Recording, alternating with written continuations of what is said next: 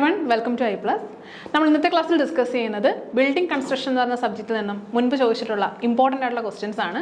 നമുക്ക് ഓരോ ക്വസ്റ്റ്യൻസ് ആയിട്ട് നോക്കാം. ഓക്കെ, അപ്പോൾ ഒന്നാമത്തെ ക്വസ്റ്റ്യൻ ഇതാണ്: which masonry has regular stones of square or rectangular shape with accurate bed joint? Okay, നമുക്കറിയാം ബ്രിക്ക് മേസൺറി ഉണ്ട്, സ്റ്റോൺ മേസൺറി ഉണ്ട് അല്ലേ. അപ്പം റെഗുലർ സ്റ്റോൺസ് ഓഫ് സ്ക്വയർ ആണ് റെഗുലർ സ്റ്റോൺ. അപ്പോൾ സ്റ്റോൺ മേസൺറി തന്നെയാണ്. രണ്ട് ടൈപ്പ് ഉണ്ടെന്ന് അറിയാലോ അല്ലേ. റബിൾ മേസൺറി ഉണ്ടല്ലേ, അതുപോലെ തന്നെ ആഷ്ലർ മേസൺറി ഉണ്ട്. അപ്പോൾ stones of square or rectangular shape ആണ്. സ്ക്വയർ അല്ലെങ്കിൽ റെക്ടാങ്കുലർ ഷേപ്പിൽ നമുക്ക് അത്രയും ആക്യുറേറ്റ് ആയിട്ട് പറയാൻ പറ്റുമെന്നുണ്ടെങ്കിൽ അത് ഏത് ടൈപ്പാണ്? ആഷ്ലർ മേസൺറി തന്നെയാണ്. അതിനും പല ക്ലാസിഫിക്കേഷനും ഉണ്ട്. സോ ഇത് ഓപ്ഷൻസ് പ്രകാരം ഏതാണ് ആൻസർ ആയിട്ട് വരിക? ആഷ്ലർ ഫൈൻ മേസൺറി ആയിരിക്കും. ഓക്കെ, അടുത്ത ക്വസ്റ്റ്യനിലേക്ക് പോവാം. Which bond consist of alternate courses of headers and stretchers? Alternate courses of headers. അപ്പം എല്ലാവർക്കും തിരിഞ്ഞു പോകുന്നൊരു സംഭവമാണിത് അല്ലേ. കാരണം ഇംഗ്ലീഷ് ബോണ്ടും ഫ്ലെമിഷ് ബോണ്ടും തമ്മിൽ എപ്പോഴും മാറിപ്പോകുന്നതാണ്. സോ ഇതാണ് ആ ഒരു ഫിഗർ. സോ ഇത് ഫ്ലെമിഷ് ബോണ്ട്, അത് ഇംഗ്ലീഷ് ബോണ്ടാണ്. രണ്ടിനെയും പ്രത്യേകത അല്ലെങ്കിൽ ഡിഫറൻസ് എന്താണ്? ഇംഗ്ലീഷ് ബോണ്ട് എടുത്തു കഴിഞ്ഞാൽ ഇപ്പോൾ ഇത് ഒരു കോഴ്സാണ് അല്ലേ. ഇത് ഓരോന്നും ഓരോ കോഴ്സുകളാണ്. ഇതൊരു കോഴ്സ്, ഇങ്ങനെ ഓരോരോ കോഴ്സുകളാണ്. ഒരു കോഴ്സിൽ ഒരു ടൈപ്പ് അറേഞ്ച്മെന്റ് മാത്രം. അതായത് നമുക്കറിയാം ചെറുതായിട്ടിരിക്കുന്നത് ഹെഡർ ആണ്, ഇത് സ്ട്രക്ചർ ആണ്. സോ സ്ട്രക്ചർ, ഹെഡർ, ഓൾട്ടർനേറ്റ് കോഴ്സുകളിൽ ഓരോന്നിലും ഹെഡർ, സ്ട്രക്ചർ, ഹെഡർ ഇങ്ങനെ വരികയാണെന്നുണ്ടെങ്കിൽ ഹെഡർ സ്ട്രക്ചർ, ഹെഡർ സ്ട്രക്ചർ ഇതാണെങ്കിൽ അത് ഇംഗ്ലീഷ് ബോണ്ട് ആയിരിക്കും. At the same time Flemish ബോണ്ടിന്റെ കേസിൽ എന്തുമായിരിക്കും? ഓരോ കോഴ്സിലും ഓൾട്ടർനേറ്റ് ആയിട്ട് സെയിം കോഴ്സിൽ തന്നെ ഓൾട്ടർനേറ്റ് ആയിട്ട് സ്ട്രക്ചറും ഹെഡറും, ഇത് ഹെഡർ, ഇത് സ്ട്രക്ചർ, ഇത് സ്ട്രക്ചർ, ഹെഡർ ഇങ്ങനെ ഓൾട്ടർനേറ്റ് ആയിട്ട് സെയിം കോഴ്സിൽ തന്നെ പ്രൊവൈഡ് ചെയ്യുവാണെങ്കിൽ അത് ഫ്ലെമിഷ് ബോണ്ടും ആയിരിക്കും. അഡീഷണലി പറയാനുള്ളത് ഇംഗ്ലീഷ് ബോണ്ടാണ് ദി സ്ട്രോങ്ങസ്റ്റ്. ഏറ്റവും സ്ട്രോങ്ങസ്റ്റ് ആയിട്ടുള്ള ബോണ്ട് ഇംഗ്ലീഷ് ബോണ്ടും ആയിരിക്കും. സോ നമ്മുടെ ആൻസർ എന്ത് വരും? Bond consist of alternate courses of. Alternate കോഴ്സിന്റെ കേസ് പറയുവാണെങ്കിൽ എന്താണ്? ഇംഗ്ലീഷ് ബോണ്ടാണ്. Okay, so the answer is English bond. അടുത്ത question: which type of foundation is recommended for black cotton soil? black cotton soilന് recommend ചെയ്യുന്ന foundation ഏതാണ്? Okay, ഇത് മിക്കവാറും എക്സാമുകൾക്കൊക്കെ ചോദിക്കാറുള്ളതാണ്. കാരണം റിപ്പീറ്റഡ് ആയിട്ട് ചോദിക്കുന്ന ഒരു ക്വസ്റ്റ്യൻ ആണ്. അണ്ടർ റീംഡ് പൈൽ ഫൗണ്ടേഷൻ ആണ് നമ്മൾ ബ്ലാക്ക് കോട്ടൺ സോയിലിന് വേണ്ടിയിട്ട് റെക്കമെൻഡ് ചെയ്യുന്നത്. ഓക്കെ, അടുത്ത question: monk bond is related to. എന്താണ് മോങ്ക് ബോണ്ട്? ഓക്കെ, അപ്പോൾ മോങ്ക് ബോണ്ടിന്റെ ഒരു ഫിഗർ ഞാൻ കാണിച്ചു തരാം. ഇതാണ് ആക്ച്വലി മോങ്ക് ബോണ്ട്. ഇത് നോക്കിക്കഴിഞ്ഞാൽ നമുക്ക് ഏകദേശം ഒരു എന്താണ് ഇംഗ്ലീഷ് ബോണ്ട് പോലെ, മീൻസ് ഫ്ലെമിഷ് ബോണ്ട് പോലെയാണ് ആക്ച്വലി നമുക്ക് തോന്നുന്നത്. പക്ഷേ വ്യത്യാസമുണ്ട്. സ്ട്രക്ചർ അടുപ്പിച്ച് രണ്ടെണ്ണം ഉണ്ട്. ദെൻ ഒരു ഹെഡർ ആണ്, വീണ്ടും രണ്ട് സ്ട്രക്ചർ, ഹെഡർ, അങ്ങനെയാണ് പോകുന്നത് അല്ലേ. എല്ലാ കോഴ്സിലും അതുപോലെ തന്നെ. അതായത് നമുക്ക് ഓപ്ഷൻ ഒന്ന് നോക്കിയേക്കാം. First option Flemish garden wall bond in which each course contains one structure to 5 headers.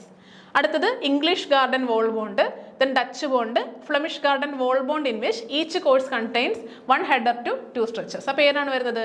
1:2 എന്ന് പറയുന്ന റേഷ്യോ. ആ ഒരു റേഷ്യോയും കൂടി ഇമ്പോർട്ടൻ്റ് ആണ്, ഓർത്തിരിക്കുക. കാരണം നമ്മുടെ stretcher to header to stretcher 1:2 ratio വരുന്ന ടൈപ്പ് ബോണ്ട് ഏതാണെന്ന് ചോദിച്ചാലും അത് ഏതാണ്? മോങ്ക് ബോണ്ട് തന്നെയാണ്. അങ്ങനെ ഒരു ക്വസ്റ്റ്യനും മുൻപ് എക്സാമുകൾക്ക് ചോദിച്ചിട്ടുള്ളതാണ്. സോ ഈ Flemish garden wall bond in which each course contains 1 header to 2 stretchers. Okay, അപ്പോൾ ഇതാണ് നമ്മുടെ ആൻസർ ആയിട്ട് വരുന്നത്. അടുത്ത question: the portion of a standard brick cut in such a way that an angle other than right angle is formed in plan is called. അതായത് നമുക്കറിയാം ബ്രിക്കിനെ നമുക്ക് പല രീതിയിൽ കട്ട് ചെയ്യാൻ പറ്റും അല്ലേ. കട്ട് ചെയ്ത് നമുക്ക് മുറിക്കട്ടകളായിട്ട് യൂസ് ചെയ്യാൻ പറ്റും. അപ്പോൾ അങ്ങനെ യൂസ് ചെയ്യുമ്പോൾ പല രീതിയിൽ മുറിക്കാം. അതുപോലെ പല ഷേപ്പിലും ഉണ്ട്. അപ്പോൾ ഇതിൽ coping brick, കൗനോസ് brick, bullnose brick, സ്വിൻഡ് brick ഇതെല്ലാം ഓരോ ഷേപ്പിലുള്ള ബ്രിക്സ് ആണ്. അപ്പോൾ the portion of a standard brick cut in such a way that an angle other than right angle. an angle other than right angle ആണെങ്കിൽ ഈ ഒരു ഷേപ്പിലായിരിക്കും ഇരിക്കുന്നത്. So ഇതിനെ വിളിക്കുന്ന പേരാണെന്ത്? സ്ക്വിൻഡ് ബ്രിക്ക് എന്ന് വിളിക്കും. ഓക്കെ, ഇതിനെ വിളിക്കുന്ന പേര് സ്ക്വിൻഡ് ബ്രിക്ക്. സോ നമ്മുടെ ആൻസർ വരുന്നത് സ്ക്വിൻഡ് ബ്രിക്ക് ആണ്. ബാക്കി ബ്രിക്കുകളുടെയും കൂടി ഷേപ്പ് ജസ്റ്റ് നമുക്കൊന്ന് നോക്കിയേക്കാം. സോ നോക്കുക, ഫസ്റ്റ് ഷേപ്പ് എന്താണ്? ഈ ഒരു ട്രയാങ്കുലർ ഷേപ്പിൽ വരുന്ന എന്താണ്? ഇതിനെ നമ്മൾ എന്ത് വിളിക്കുന്നത്? കോപ്പിംഗ് ബ്രിക്ക് എന്ന് വിളിക്കും. കോപ്പിംഗ് ബ്രിക്ക് എന്നാണ് വിളിക്കുന്നത്. നെക്സ്റ്റ് ഇത് എന്താ വരുന്നത്?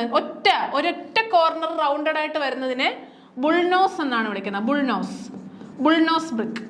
ഓക്കെ, 2 കോർണർ റൗണ്ട് ആയിട്ട് വരുന്നതിനെ നമ്മൾ വിളിക്കുന്ന പേര് കൗനോസ് brick.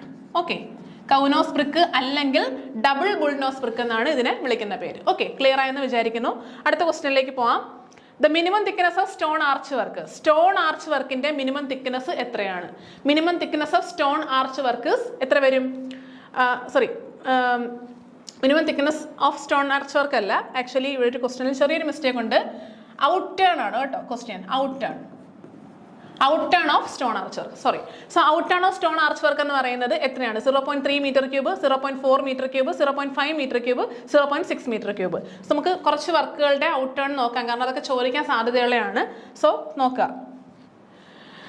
Course rubble masonry, random rubble masonry, ashlar masonry, stone arch work, RR foundation, RR super structure, ഇതിന്റെ എല്ലാം out turn, expected out turn ആണ്. എന്താണ് ഔട്ട് ടേൺ എന്ന് വെച്ചാൽ ഒരാൾക്ക് ചെയ്യാൻ പറ്റുന്ന എത്ര മീറ്റർ ക്യൂബ് അല്ലെ ഒരു ദിവസം കൊണ്ട് പെർ ഡേ ചെയ്യാൻ പറ്റുന്ന അത്രയും വർക്കിനെ വിളിക്കുന്ന പേരാണ്, ക്വാണ്ടിറ്റി ഓഫ് വർക്കിനെ വിളിക്കുന്ന പേരാണ് നമ്മൾ പറയുന്ന ഔട്ട് ടേൺ അല്ലേ.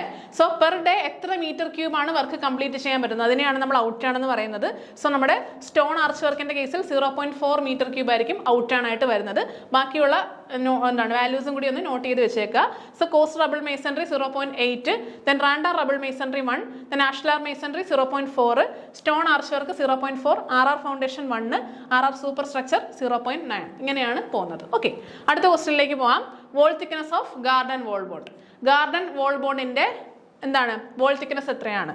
സോ ഗാർഡൻ വോൾ ബോണ്ടിന്റെ വോൾ തിക്നെസ് 20 സെന്റിമീറ്റർ.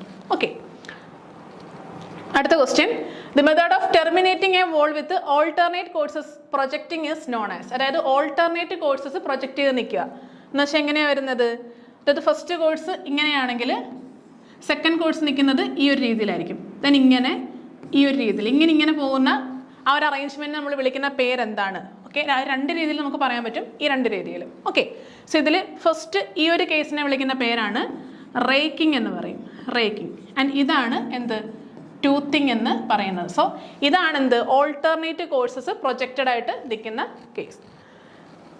സോ നമ്മുടെ ആൻസർ വരുന്നത് ടൂത്തിങ് ആണ് വരുന്നത്.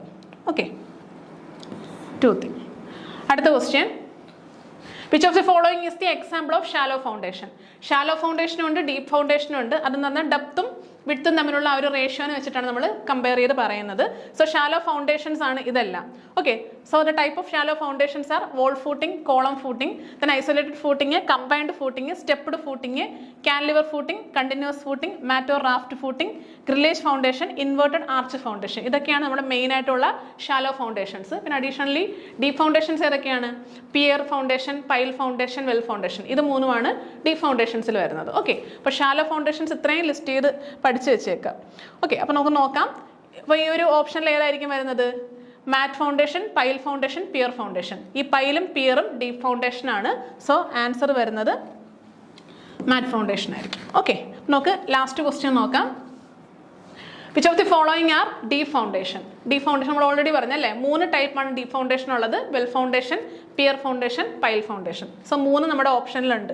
സോറി, 3 ഇല്ല. ഇതിൽ എന്താണ്? പിയർ ഫൗണ്ടേഷൻ ഇല്ല, പിന്നെ സ്ട്രാപ്പും മാറ്റും ആണ് കൊടുത്തേക്കുന്നത്. അപ്പോൾ തന്നെ നമുക്ക് അറിയാൻ പറ്റും ഏതാണ് ആൻസർ ആയിട്ട് വരുന്നത് അല്ലേ? 3ഉം 4ഉം ആണ്. സോ ഒൺലി 3 ആൻഡ് 4 ഇതാണ് ഓപ്ഷൻ ആയിട്ട് വരുന്നത്. അപ്പോൾ ഇത്രയും കാര്യങ്ങൾ എല്ലാവർക്കും ക്ലിയർ ആയി യൂസ്ഫുൾ ആയെന്ന് വിചാരിക്കുന്നു. അപ്പം ഒരു സെക്ഷൻ ഉണ്ട്, നമുക്ക് നെക്സ്റ്റ് ക്ലാസ്സിൽ കുറച്ച് ക്വസ്റ്റ്യൻസ് കൂടി ഡിസ്കസ് ചെയ്യാം. Thank you.